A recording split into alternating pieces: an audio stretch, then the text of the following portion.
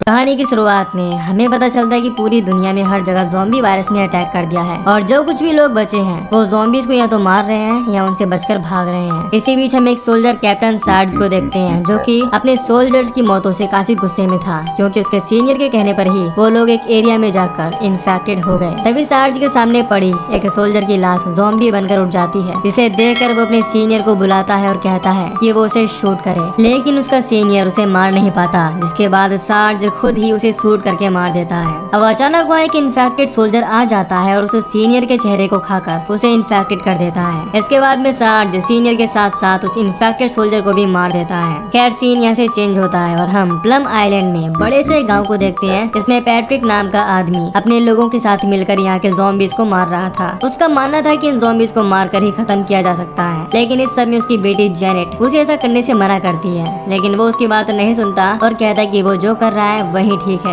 अब पैट्रिक को खबर मिलती है कि उसके एरिया में 2 बच्चे इन्फेक्टेड हैं और उन्हें उनके पेरेंट्स ने घर में ही रख रखा है। इसके बाद वो अपने आदमियों को लेकर मैथ्यू के घर पर आ जाता है। यहाँ वो उसे पूछने लगता है कि उनके बच्चे कहाँ हैं। इस पर वो कहता है कि वो अपने कमरे में सो रहे हैं। अब मैथ्यू की वाइफ बैथ नहीं चाहती थी कि वो उसके बच्चों को मारे। वो एक गन लाती है और उन्हें ऐसे जाने को कहती है, लेकिन इसी बीच पैट्रिक के आदमी उसे शूट करके मार देते हैं। अब पैट्रिक मैथ्यू से कहता है कि वो खुद भी अपनी वाइफ को मार दे ताकि वो इन्फेक्टेड होकर एक ज़ॉम्बी न बन जाए। अब मैथ्यू ना चाहते हुए भी बैथ को फिर से शूट कर देता है, क्योंकि अगर वो पैट्रिक को मारता तो उसके आदमी उसे भी मार देते। आगे पैट्रिक अपने लोगों के साथ बच्चों वाले कमरे में जाता है, जहां हम देखते हैं कि मैथ्यू ने अपने दोनों ज़ॉम्बी बने बच्चों को बेड से बांध रखा है। पैट्रिक उन्हें मारने की कोशिश करता है, लेकिन उन्हें मार नहीं पाता, क्योंकि वो दोनों छोटे बच्चे ही थे। इसके बाद वो अपने आदमियों से उन्हें मारने को कहता है, लेकिन जेनेट उससे कहती है कि इसमें कोई भी उसकी मदद नहीं करेगा। अब पैट्रिक खुद ही उन्हें मारने लगता है। इसी बीच यहाँ सीमस नाम का बंदा अपने आदमियों को लेकर आ जाता है और पैट्रिक को रोक देता है। असल में इस आइलैंड पर 2 ग्रुप के लोग थे, एक पैट्रिक के और दूसरे सीमस के। खैर इस वक्त सीमस के आदमी ज्यादा थे, जिस वजह से वो उन सभी पर गन पॉइंट कर लेते हैं। अब सीमस उन्हें बताता है कि हम किसी को भी नहीं मार सकते। सीमस को यकीन होता है कि कभी ना कभी इस वायरस की दवाई बन जाएगी, जिससे इन्हें वापस से ठीक किया जा सकता है। इसी वजह से वो ज़ॉम्बीज को नहीं मारता। अब जेनेट सीमस से कहती है कि वो उसके डैड को नहीं मारे और उन्हें एक बोट में बिठाकर यहाँ से भेज दे। सीमस ऐसा ही करता है और अगले दिन पैट्रिक को एक बोट में बिठाकर उसके साथियों के साथ उसे यहाँ से भेज देता है। लेकिन हम देखते हैं कि जेनेट उसके साथ नहीं जाती और इसी आइलैंड पर रहने का फैसला करती है। अब सीन शिफ्ट होता है और हम 2 हफ्ते बाद का सीन देखते हैं, जहाँ पेंसिल्वेनिया में एक जगह पर सार्ज अपने बचे हुए 3 साथी टैनी, सिस्को और टॉम बॉय के साथ ज़ॉम्बी से सर्वाइव कर रहा था। जब वो जंगल में चेक कर रहे होते हैं तो उन्हें एक जगह पर कुछ लोग ड्रिंक करते हुए दिखाई देते हैं। सार्ज उनके पास जाता है और उनसे सरेंडर करने को कहता है। तभी वो देखता है कि काफी सारे ज़ॉम्बीज के सर को काटकर उन्होंने वुड्स पर टांग रखा है। इसके बाद वो उन आदमियों से पूछता है कि ये सब क्या है, जिस पर उनमें से एक आदमी उसे शूट करने की कोशिश करता है। इस पर सार्ज अपने सोल्जर के साथ मिलकर उन्हें मार देता है। इसी बीच उन्हें एक लड़का मिलता है जिसे टैनी शूट करने ही वाला था, लेकिन सार्ज उसे रोक लेता है। आगे वो लड़का उन्हें बताता है कि मुझे इन्हीं लोगों ने पकड़ कर रखा था। अब उसकी बात सुनकर सार्ज उसे अपने साथ चलने को कहता है। कुछ आगे जाने पर उन्हें एक जगह पर बैंक की एक गाड़ी मिलती है, जिसमें काफी सारे पैसे थे।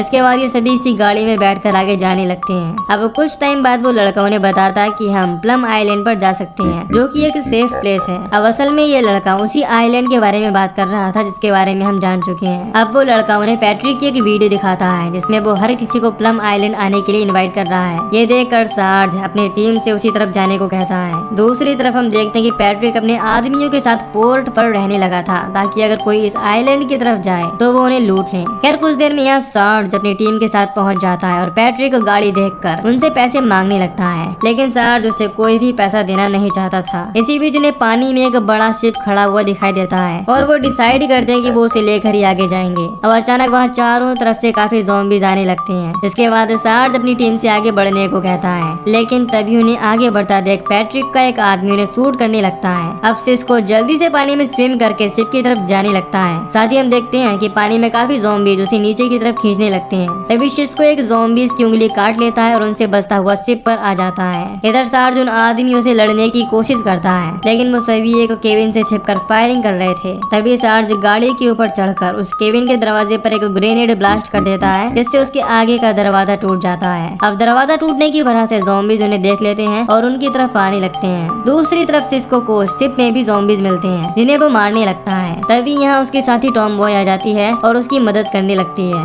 अब वो दोनों जल्दी से शिप को स्टार्ट करके किनारे की तरफ लाने लगते हैं। इधर पैट्रिक और उसके आदमियों पर ज़ॉम्बीज अटैक कर देते हैं। इस हमले में उसके सभी साथी इन्फेक्टेड हो गए थे और वहीं केवल उनसे बच पाया था। इसी बीच वो एक बॉम्ब लेकर केविन में फेंक देता है और जल्दी से उससे बाहर आ जाता है। उस बॉम्ब के फटने की वजह से वहाँ के सभी ज़ॉम्बीज मारे जाते हैं। खैर अब पैट्रिक जल्दी से उनके पीछे पीछे शिप में आ जाता है और टॉम बॉय उसे अंदर शिप में ले आती है। अब पैट्रिक उसे देखकर कहता है कि वो उसे उसकी बेटे की याद दिलाती है जो कि इस वक्त आइलैंड पर ही होगी। इसी बीच यहाँ सार्ज आ जाता है और उस पर गन पॉइंट कर लेता है, लेकिन पैट्रिक उसे समझाता है और कहता है कि आइलैंड तक जाने में वही उसकी मदद कर सकता है। इसके बाद सार्ज उसे छोड़ देता है। इधर टॉम बॉय सिस्को के पास जाती है और देखती है कि उसकी तबीयत खराब होनी शुरू हो गई है। सिस्को उसे कहता है कि वो ठीक है, लेकिन हम जानते हैं कि वो ज़ॉम्बीज की उंगली काटने की वजह से इन्फेक्टेड हो गया था, लेकिन वो अपनी टीम को इस बारे में नहीं बताना चाहता था। खैर सार्ज अपनी टीम के साथ मिलकर उस शिप के सभी ज़ॉम्बीज को मार देते हैं। अब सार्ज को एक शिप के कोने में एक ज़ॉम्बी मिलता है जिसे वो फ्लेयर गन की मदद से जलाकर मार देता है। खैर इसके बाद उन्हें आइलैंड तक एक बोट में जाना था क्योंकि आइलैंड के आसपास का पानी इतना गहरा नहीं था। वो सभी एक बोट लेकर आइलैंड में आ जाते हैं। यहाँ आकर वो देखती हैं कि किसी ने सभी ज़ॉम्बीज को जंजीरों में बांध दिया है, लेकिन उन ज़ॉम्बीज ने अपना काम करना नहीं छोड़ा, यानी वो इंसानों की ही तरह काम कर रहे हैं। इसी बीच उन्हें सीमस का एक आदमी देख लेता है और उन पर फायरिंग करने लगता है।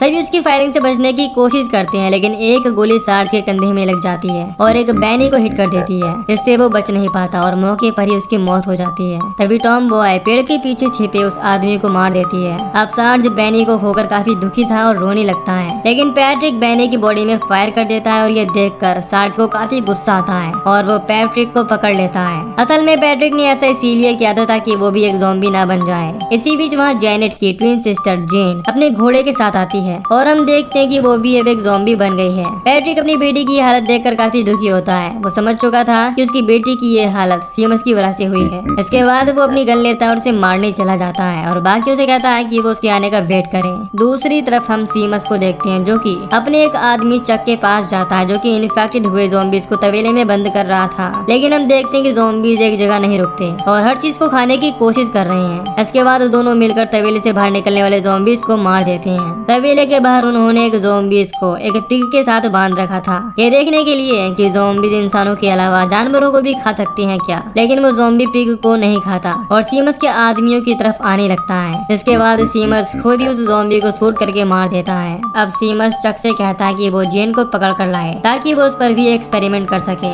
इसके बाद चक जेन को पकड़ने के लिए निकल जाता है। इधर सार्ज सभी को लेकर गांव के केविन तक आ जाता है। यहाँ आकर टॉम बॉय देखती है कि सिस्को वहाँ से गायब है। इसके बाद वो उसे बाहर जाकर देखने लगती है। काफी आगे जाने पर उसे सिस्को मिल जाता है जो कि उनसे दूर जा रहा था। असल में उसका इन्फेक्शन बढ़ता ही जा रहा था, इस वजह से वो नहीं चाहता था कि वो भी एक ज़ॉम्बी बनकर अपनी टीम पर अटैक करे। टॉम बॉय उसे जाने से मना कर दिया, लेकिन उसकी तबीयत खराब होती ही जा रही थी। अब यहाँ से इसको खुद को शूट करने लगता है, लेकिन टॉम बॉय उसे ऐसा करने से मना करती है और कहती है कि अगर तुमने खुद को मार लिया तो तुम्हारी सोल हेवन नहीं जा सकती। इसके बाद मजबूरी में आकर टॉम बॉय को ही उसे शूट करना पड़ता है, लेकिन इसी बीच यहाँ चक उसे आकर पकड़ लेता है और अपने साथ ले जाता है। इधर केविन में गोली लगने की वजह से सार्ज की भी तबीयत खराब होने लगती है और वो बेहोश हो जाता है। अब वो लड़का उसके अंदर से गोली निकालने का सोचता है, लेकिन इस वक्त उनके पास पानी नहीं था। इसके बाद वो लड़का एक बाल्टी लेकर पास वाले तालाब से पानी लेने चला जाता है। इधर पैट्रिक अपने पुराने आदमियों को इकट्ठा करता है ताकि वो उनके साथ मिलकर सीमस पर अटैक कर सके। तभी उसे चक आता दिखता है जो कि टॉम बॉय को सीमस के पास ले जा रहा था, जिसे देखकर वो सभी छिप जाते हैं। पैट्रिक डिसाइड करता है कि वो अब सीमस को नहीं छोड़ेगा।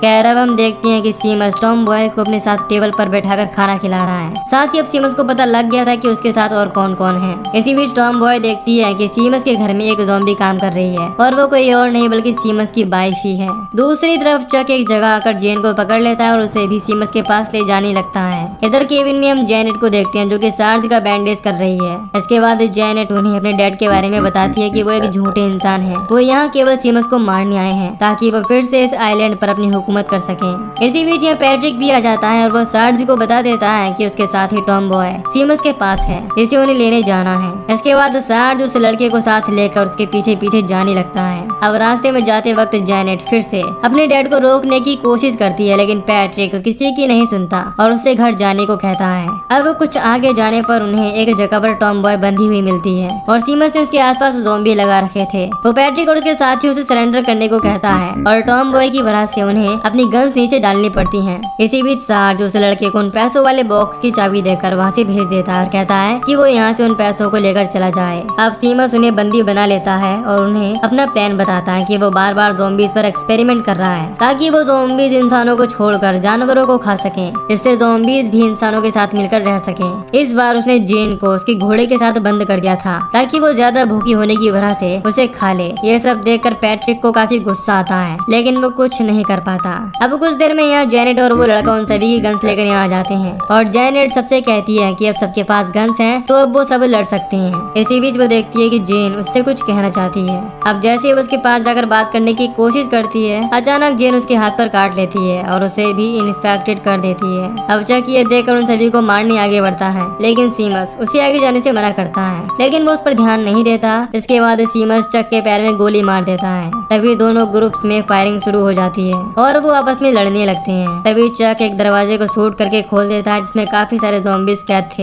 अब वो ज़ॉम्बीज बाहर आकर पहले तो चक की बॉडी को बुरी तरह खाने लगते हैं और बाद में उन सभी पर अटैक करने लगते हैं। अब फाइट में पैट्रिक और सीमस की गन में केवल एक ही गोली बचती है, जिसके बाद पैट्रिक उसे बाहर आकर लड़ने के लिए चैलेंज करने लगता है। सीमस उसकी फाइट एक्सेप्ट कर लेता है। तभी जेनेट पैट्रिक को अपने पास बुलाने लगती है। अब जैसे ही पैट्रिक पीछे मुड़ता है तभी सीमस उसे शूट कर देता है और पैट्रिक नीचे गिर जाता है। ये देखकर जेनेट रोने लगती है, लेकिन तभी पैट्रिक अपने पास रखी एक गन निकालता है और सीमस को शूट करके मार देता है। अब सार्ज टॉम बॉय और उस लड़के को लेकर यहाँ से जाने लगता है। तभी जेनेट देखते है कि जेन अपने घोड़े का मांस खा रही है। इसे बताने के लिए वो सार्ज के पीछे जाती है, लेकिन तभी वहाँ पैट्रिक आ जाता है और अपनी ही बेटी को शूट करके मार देता है। वो ऐसा इसीलिए करता है क्योंकि वो भी ज़ॉम्बी बनने वाली थी। अब पैट्रिक उसे शूट करके तालाब के पास आकर मारा जाता है। कहानी के आखिर में हम देखते हैं कि सार्ज और टॉम बॉय उस लड़के को लेकर यहाँ से निकल गए हैं और ज़ॉम्बी जब उस घोड़े को बुरी तरह खा रहे हैं। वहीं दूसरी तरफ हम पैट्रिक और सीमस को देखते हैं जो कि ज़ॉम्बी बनने के बाद भी एक दूसरे की दुश्मनी को नहीं भूले हैं और आपस में लड़ रहे हैं। और इसी के साथ ये मूवी यहीं पर खत्म हो जाती है। तो दोस्तों, अगर आपको इस मूवी की एक्सप्लेनेशन पसंद आई हो तो वीडियो को लाइक और चैनल को सब्सक्राइब कर दीजिए, ताकि मैं मिलूंगा आपसे न्यू वीडियो में। Till then take care, love you, bye bye.